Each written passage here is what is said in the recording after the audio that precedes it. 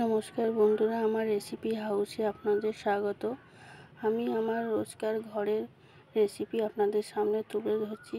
আজকে করব মৌরলা মাছের ঝাল।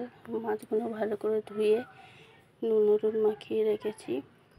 এদিকে কড়া গরম করেছি, একটু টমেটো দিয়ে মুসুর ডাল করব। টমেটোগুলো দিয়েছি, দিয়ে ভালো করে নেড়ে ছেড়ে ডালটা দিয়ে দিলাম।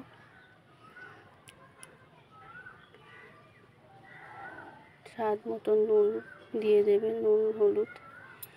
আপনারা সবাই আমার পাশে থাকবেন। নতুন ভিডিও করছি, কোনো ভুল ত্রুটি হলে আপনারা সবাই কমেন্টে আমাকে জানাবেন। আর মাছের জন্যে সব কিছু আমি কেটে রেডি করে রেখেছি। এদিকে তেল গরম হয়ে গেছে, মাছটা অল্প অল্প করে ভেজে নেব। এদিকে মশলাটাও বেটে নিলাম।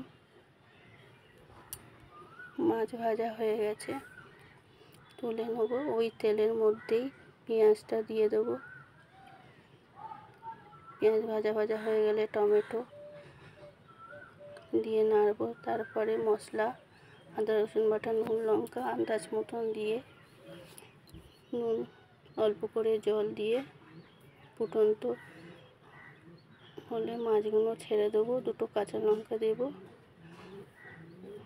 হয়ে গেলে আমার রেসিপি রেডি।